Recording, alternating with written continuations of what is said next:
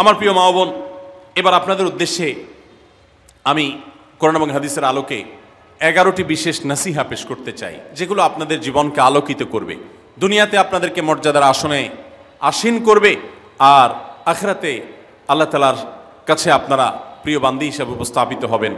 আল্লাহর কাছে আল্লাহর প্রিয় বান্দী হিসাবে উপস্থাপিত হয়ে জান্নাত লাভ করতে পারবেন। এরকম 11টি পরামর্শ বা নাসিহা আপনাদের প্রতি আমার। নাম্বার 1, কোরআন এবং হাদিসের জ্ঞান অর্জন করা।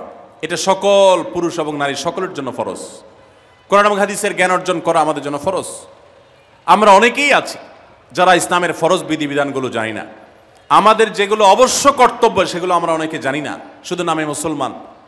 গতানুগতিক কিছু কাজ করি, হাতে গোনা কিছু ইসলামের নামে কাজ করি, বাস মনে করেছি আমি মুসলমান হয়েছি। আপনাকে ঈমান সম্পর্কে জানতে হবে। আপনার ঈমান কিভাবে আনতে হবে, কি কোন কোন বিষয়ের প্রতি বিশ্বাস থাকতে হবে, কি বিশ্বাস থাকতে হবে, আল্লাহ সম্পর্কে বিশ্বাস থাকতে হবে। ঈমান সম্পর্কে অনেক ভুল ধারণা আমাদের আছে। আমরা আল্লাহ সম্পর্কে বিস্তারিত জানি না, আখিরাত সম্পর্কে জানি না, নবী রাসূল সম্পর্কে জানি না। এগুলো সম্পর্কে সঠিক জ্ঞান অর্জন করতে হবে। 5 ওয়াক্ত নামাজ এর বিধিবিধানগুলো, কখন কোনটা পড়তে হয়, ওয়াক্ত কখন থাকে কখন যায়, অনেক মহিলা আছেন জানেন না, অনেক নারীরা আছেন, অনেক পুরুষরা আছেন জানেন না। এগুলো জানতে হবে। ইসলামকে জানাটা অনেক গুরুত্বপূর্ণ। আর জানার জন্য কোরআনে কারীম বুঝে পড়বেন, হাদিস বুঝে পড়বেন, মাসলা মাসাইলের বই পুস্তক বুঝে পড়বেন ওলামাদের তত্ত্বাবধানে থেকে, এবং কোরআন এবং হাদিস শেখার যত ভালো আয়োজন উদ্যোগ আছে সেগুলোতে শামিল হবেন, জ্ঞান অর্জন করবেন। এটা ইসলামের গুরুত্বপূর্ণ একটা ব্যাপার। জ্ঞান অর্জন যদি না করেন তাহলে আপনি ইসলামের কোনো কাজ করতে পারবেন। ইসলামের সব কিছুর আগে হলো জ্ঞান অর্জন করা। সব কিছুর আগে ইসলাম সম্পর্কে ইলম অর্জন করতে হবে, কোরআন হাদিসের নলেজ অর্জন করতে হবে। নাম্বার 2, 5 ওয়াক্ত নামাজ। নবী সাল্লাল্লাহু আলাইহি সাল্লাম জান্নাতে, মেয়েদের জান্নাতে যাওয়ার শর্টকাট যে সিলেবাস দিয়েছেন, শর্টকাট যে ওয়ে বলেছেন, 4টা শর্ত দিয়েছেন। এর মধ্যে থেকে একটা হলো 5 ওয়াক্ত নামাজ ঠিকঠাক মতো যদি আদায় করেন।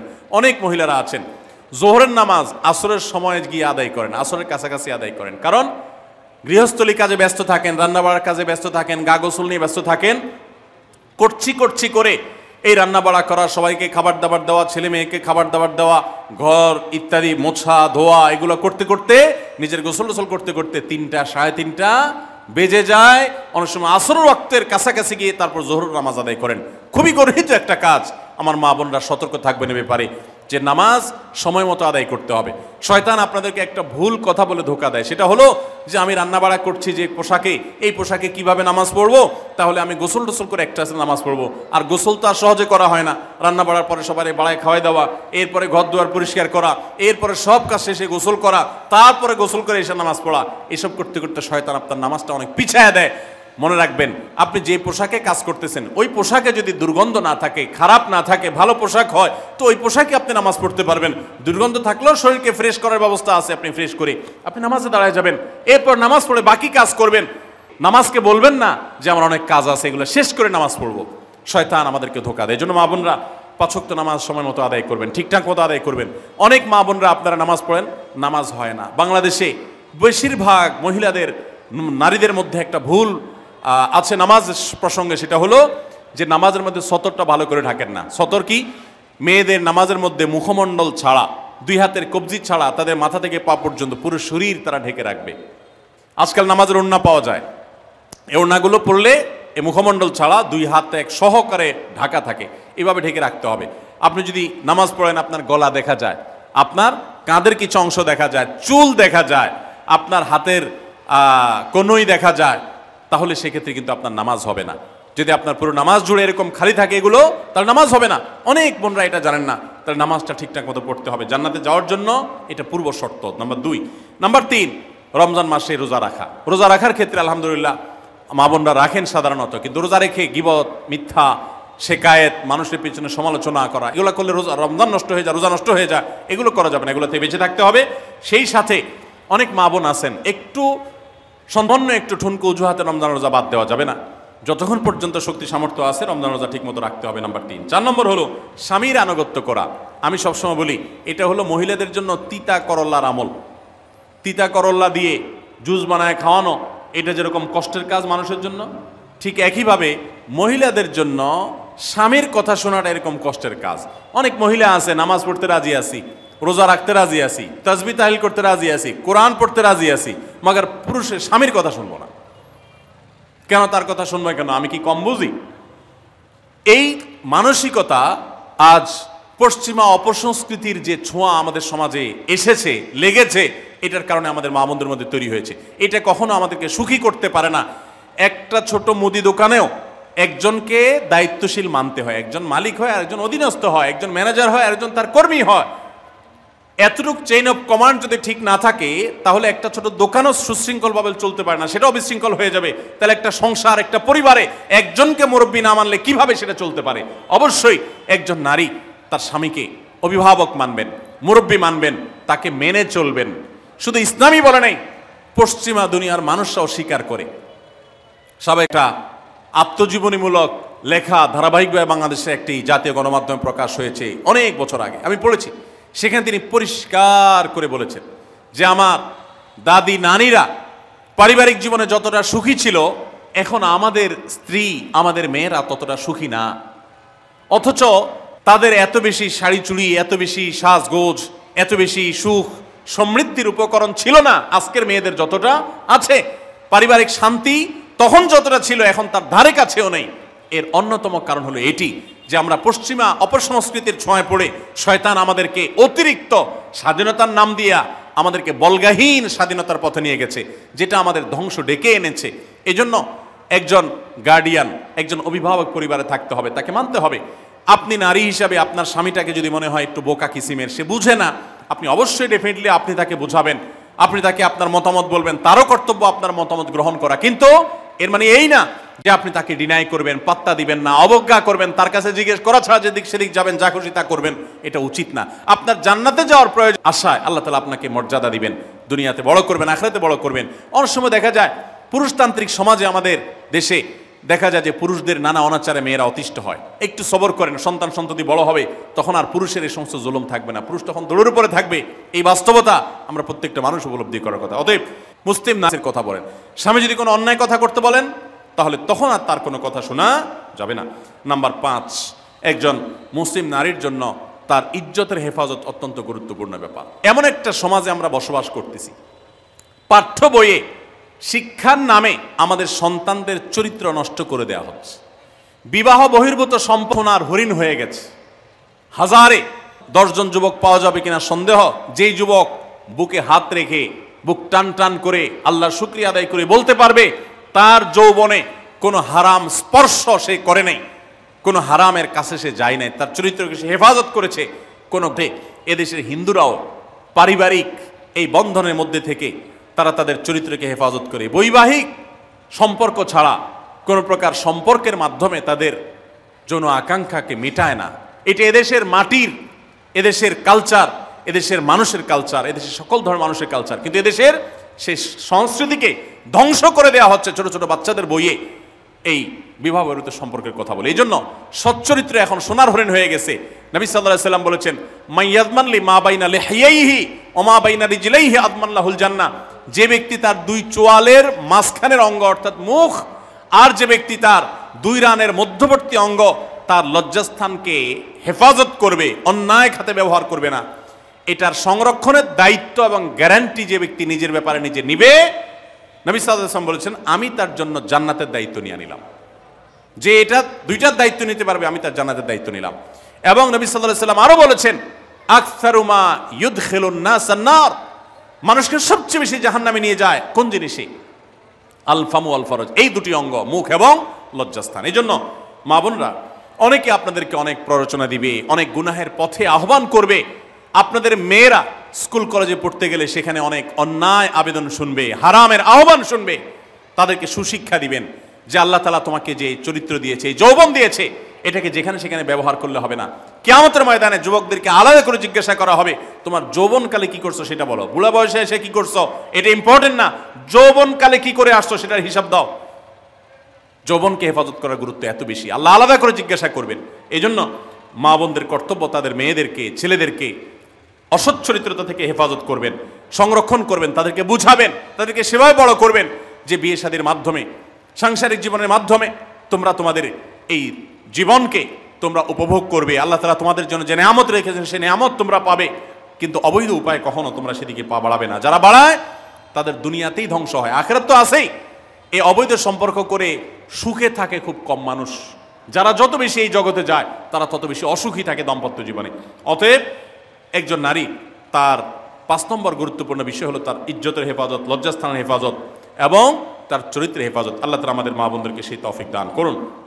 অনেক সময় দেখা যায় যে সবই ঠিক আছে, আপনি সোশ্যাল মিডিয়াতে পুরুষের ছবি দেখে, ভিডিও দেখে আপনি হারাম আনন্দ পাচ্ছেন। আপনি ইমোতে, হোয়াটসঅ্যাপে, মেসেঞ্জারে বিভিন্ন পুরুষের সাথে অপ্রয়োজনীয় চ্যাটিং করছেন, কথা বলছেন, এবং সেখানে এই বেহুদা কথা থেকে অনেক অনাচার হয়ে যায়, অনেক সংসার ভেঙে যায়, অনেক পরকীয়া হয়, অনেক সংসার ধ্বংস হয়। এই জন্য আল্লাহ বলেছেন আল্লাহ তাকরাবুজ জেনা, জেনার কাছেও যেও না, চ্যাটিংই করতে যেও না, কারণ করতে গেলে তুমি ডুবে যাবা, পরে ফিরে আসতে পারবা না। ভয়ঙ্কর এক গুহা এবং ভয়ঙ্কর এক জগৎ। তো এই পথ থেকে আমাদেরকে বেঁচে থাকতে হবে। আল্লাহ আমাদের তৌফিক দান করুন। নাম্বার 6, মা বোনদের জন্য গুরুত্বপূর্ণ বিষয় হলো সন্তানদের লালন পালন করা। আপনি বাজার থেকে 2-4 কেজি আম কিনে খাইছেন, এটাতে আপনি যতটা সুখী হতে পারবেন, আপনি যদি একটা আমের গাছ লাগাই দিতে পারেন তাহলে তার চাইতে অনেক বেশি সুখী হতে পারবেন, আপনি বেশি লাভবান হবেন, আপনি মনকে মন আম খেতে পারবেন, আপনার বংশধররা খেতে পারবে। নিজে আমল তো করবেনই মায়েরা বোনেরা, পাশাপাশি সন্তানদেরকে যদি আল্লাহ ভীরু বানান, মুত্তাকি বানান, পরহেজগার বানান, কোরআন হাদিস শিখান, তাদেরকে যদি পর্দা শিখান, তাদেরকে যদি চরিত্র হেফাজত শিখান, তাদেরকে যদি ভালো মানুষ বানানো শিখান, তাহলে আপনি আম গাছ লাগানোর মতো ফলের গাছ লাগাই গেলেন, সওয়াবের গাছ লাগাই গেলেন, দুনিয়া থেকে চলে যাবেন। নেক সন্তানের আমল যেগুলো আপনি শিখাই দিয়ে গেছেন, এগুলোর সওয়াব আপনি পেতে থাকবেন। ছেলেটাকে সূরা ফাতিহা নিজে শিখাবেন, মেয়েটাকে সূরা ফাতিহা নিজে শিখাবেন, নিজে ভালো করে শিখবেন, তাহলে মরণ পর্যন্ত এই ছেলে যতবার সূরা ফাতিহা পড়বে প্রত্যেক নামাজে আপনি কিন্তু সওয়াব পেতে থাকবেন, কারণ আপনি শিখাই দিয়ে গেছেন, আপনি শুরুটা করে দিয়ে গেছেন।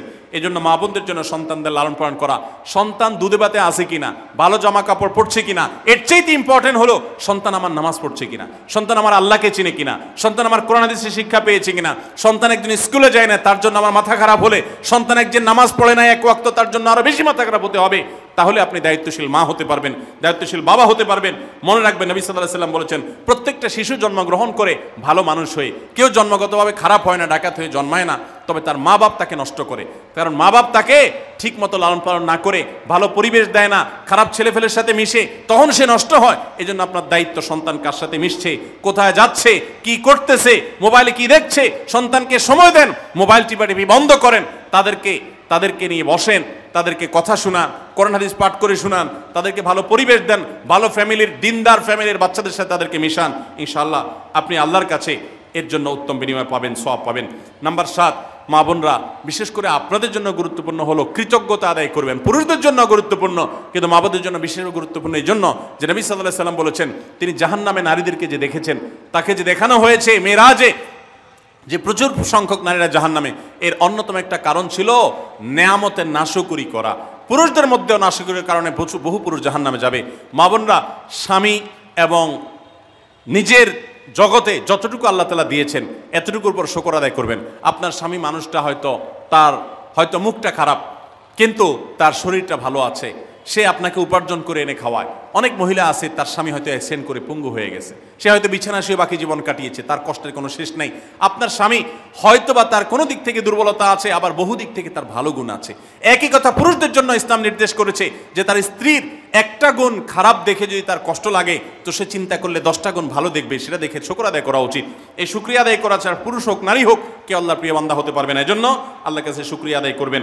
মায়েরা বিশেষ করে শ্বশুরের বাড়িতে যাওয়ার পর প্রথম অনেক কষ্ট হয়। আমি সবসময় বলি, শ্বশুর বাড়িতে যাওয়ার পর মেয়েরা আমাদের দেশে নানান জুলুম নির্যাতন সহ্য করতে হয়। শাশুড়ি বাঁকা চোখে দেখে, সব শাশুড়ি না, অনেক শাশুড়ি, অনেক সময় ননদরা বাঁকা চোখে দেখে, স্বামী লোকটা জ্বালায় নানাভাবে, দেবররা জ্বালায় নানানভাবে, মানুষ খোঁচাখুচি করে, কষ্ট দেয়।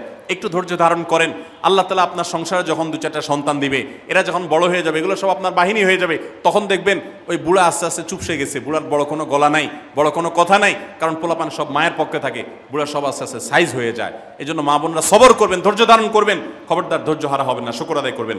নাম্বার 8, কখনো মুখ খারাপ করবেন না, গালিগালাজ করবেন না, অভিশাপ দিবেন না।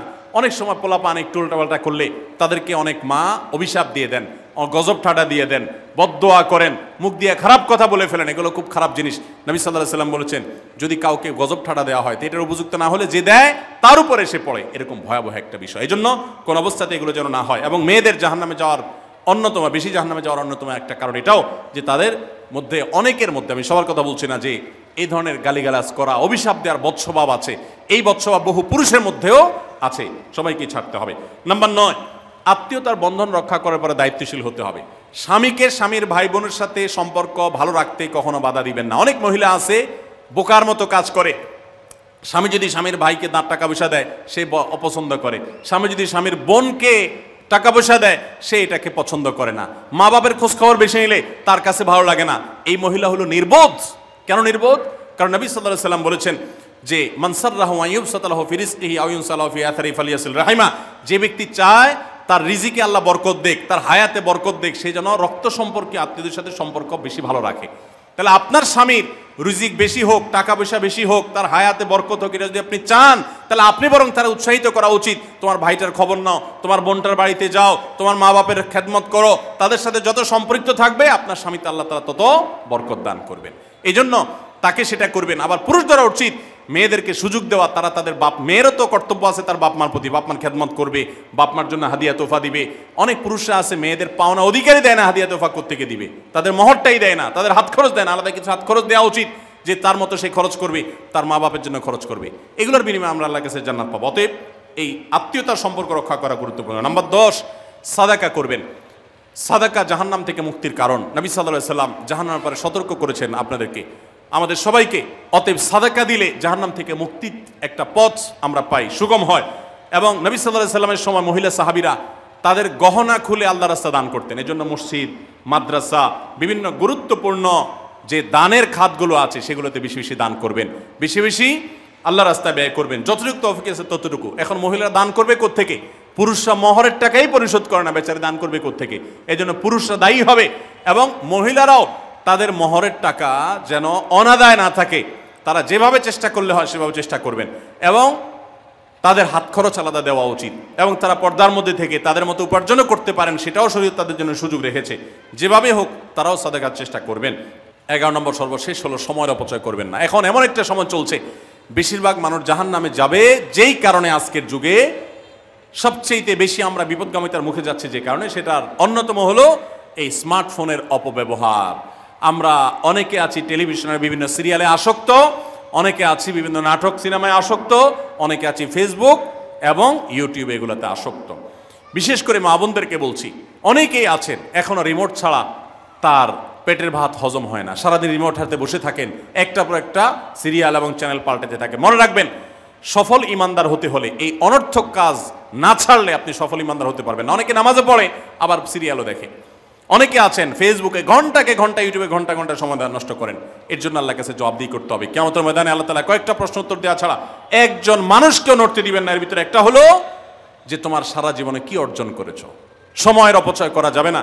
সময় হলো জীবনের সবচেয়ে মূল্যবান সম্পদ। অতএব আল্লাহ তাআলা আমাদের সবাইকে জীবনের এই অমূল্য সম্পদ সময়কে সংরক্ষণ করার তৌফিক দান করুন। মা বোনরা, আপনাদেরকে আমি আল্লাহর ওয়াস্তে উপদেশ করতেছি, যারা বদভ্যাস আছে ফেসবুক ইউটিউবে ঘন্টা ঘন্টা পড়ে থাকার, প্রয়োজনে এগুলো সব ডিলিট করে দেন মোবাইল থেকে। প্রয়োজনে আপনি এই মোবাইল বিক্রি করে বাটন ফোনে চলে যান।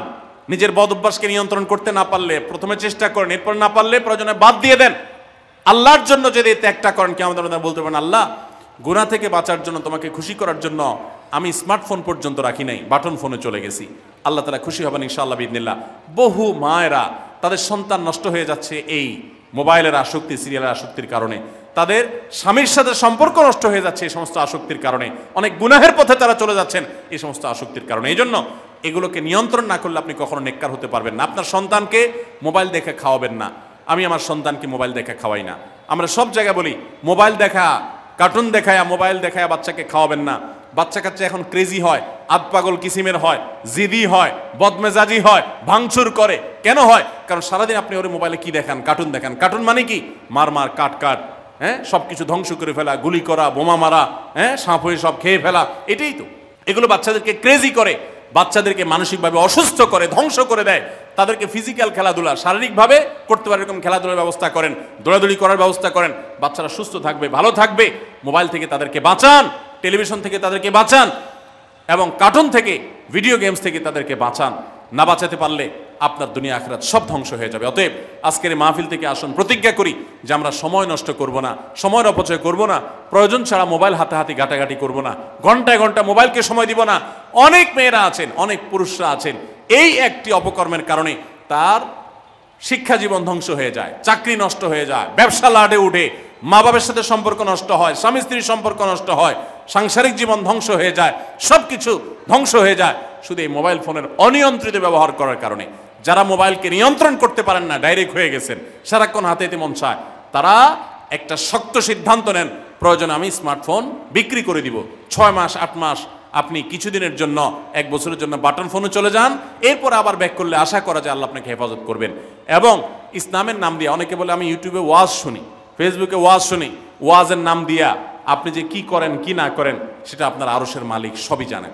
অতএব যে ওয়াজ শুনতে গিয়ে আপনার আকাম কুকাম করা লাগে, খারাপ জিনিস দেখা লাগে, ওই ওয়াজ শোনার কথা আপনাকে ইসলাম বলে নেই। আল্লাহ তাআলা আমাদের সবাইকে সবগুলো বিষয় আমল করার তৌফিক দান করুন। আমরা আবারও বলছি, আজকে আমাদের মা বোনদেরকে আল্লাহর কাছে আপনাদেরকে জান্নাতের উপযুক্ত করবে। কিয়ামতের ময়দানে সুন্দর হাসি, সুখের হাসি, তৃপ্তির হাসি আপনাদেরকে হাসাবে ইনশাআল্লাহ। সেই 11টি নসিহা, সেই 11টি বিষয়ের প্রথমটি হলো কোরআন এবং হাদিসের জ্ঞান অর্জন করবেন। অনেক ভালো ভালো বই আছে কোরআন হাদিস ভিত্তিক, সেগুলো পড়বেন। দিন শিক্ষার যত আয়োজন আছে সেগুলোর সাথে সম্পৃক্ত হবেন। কি করা উচিত, কোরআন হাদিসে কি বলা আছে, এগুলো জানতে হবে আপনাকে, যতটুকু সম্ভব জানার চেষ্টা করবেন। নাম্বার 2, 5 ওয়াক্ত নামাজ সঠিকভাবে আদায় করবেন, সময় মতো আদায় করবেন। জোহরের ওয়াক্ত বাসার কাজ কাম শেষ করে গোসল করে একেবারে 3টার দিকে একসাথে পড়বো, এটা করা যাবে না, বরং সময় মতো আদায় করতে হবে। এবং মেয়েদের যে সতর, এই সতর ঢাকার পরে সতর্ক থাকতে হবে, পুরো শরীর মুখমণ্ডল ছাড়া যেন ঢাকে না। নাম্বার 3, রমজানের রোজা ঠিক মতো রাখতে হবে, যথাযথভাবে রাখতে হবে। রোজা রেখে গিবত, শিকায়েত, মিথ্যা, গালমন্দ এগুলো করা যাবে না। নাম্বার 4, স্বামীর আনুগত্য করতে হবে। নিজের কাছে খারাপ লাগলেও একটু সবর করতে হবে, যতক্ষণ পর্যন্ত স্বামী ন্যায়সঙ্গত কথা বলে, অন্যায় কাজ করতে না বলে, গুনাহের কাজ করতে না বলে, ততক্ষণ পর্যন্ত তার কথা মানতে হবে। নিজের খারাপ লাগলেও মানবেন আপনার কোনো গায়ের মারাম পুরুষ সাথে অযথা যোগাযোগ করবেন না, চ্যাটিং করবেন না। এবং সোশ্যাল মিডিয়াতে হারাম জিনিস দেখা থেকে নিজের চোখকে হেফাজত করবেন, বাঁচিয়ে রাখবেন।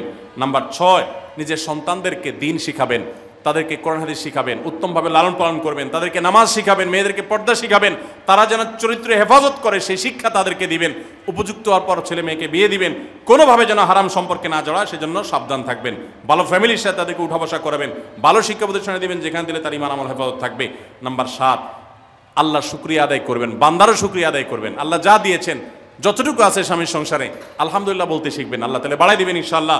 নাফরমানি, নাশুকরি করবেন না, তাহলে আপনি নিজেই ক্ষতিগ্রস্ত হবেন, কষ্টের মধ্যে থাকবেন। আর শুকরিয়া আদায় করলে আপনার নিজেরই মানসিক প্রশান্তি হবে, আল্লাহ আরো নিয়ামত বাড়িয়ে দিবেন। নাম্বার 8, কোনো প্রকার অভিশাপ গালমন্দ করবেন না, সেটা ছেলে মেয়েকে হোক, সংসারকে হোক, স্বামীকে হোক, কোনো কিছু না, ধৈর্য ধারণ করতে হবে। পুরুষদের জন্য এই কথাগুলো প্রযোজ্য।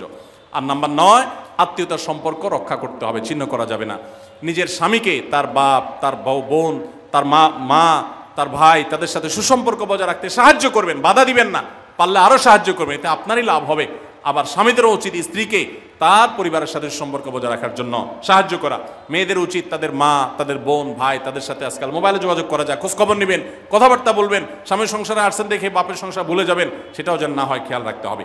নাম্বার 10, যতটুকু সম্ভব দান সাদাকা করবেন।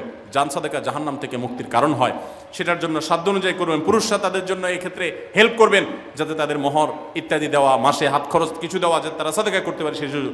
আজকাল দেখা যায় অনেক মেয়েরা টাকা পয়সা পেলে মার্কেটে চলে যাবেন, কি কিনবে এটা নিয়ে অস্থির হয়ে যান। মার্কেটে আপনি যা দরকার হলে যাবেন, কেনা দরকার হলে কিনবেন, কিন্তু দানের জন্য একটা খাত রাখবেন। পারিবারিক সাদাকা বাক্স একদম নষ্ট করবেন না। সোশ্যাল মিডিয়াতে আল্লাহর ওয়াস্তে এটা থেকে নিজেকে বাঁচাবার জন্য সংগ্রাম করেন।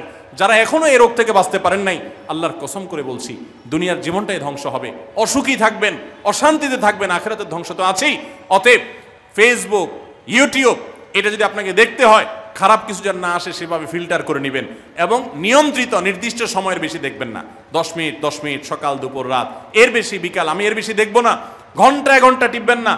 অনেক মহিলা আছে স্বামীকে সময় দেওয়ার সুযোগ নাই, সন্তানের দিকে তাকাবার সুযোগ নাই, উনি টেলিভিশন এবং মোবাইলে আসক্ত, এবং এটা আমাদের সমাজকে ধ্বংস করে দিচ্ছে। নিজের ক্ষতি নিজে করছেন, নিজের পায়ে কুঠারাঘাত করছেন। আল্লাহ তাআলা আমাদের সবাইকে এই সব বিষয়গুলোকে মেনে চলে, এই 11টা পয়েন্টকে মেনে চলে আমাদের মা বোনদের জীবনকে সমৃদ্ধ করার তৌফিক দান করুন।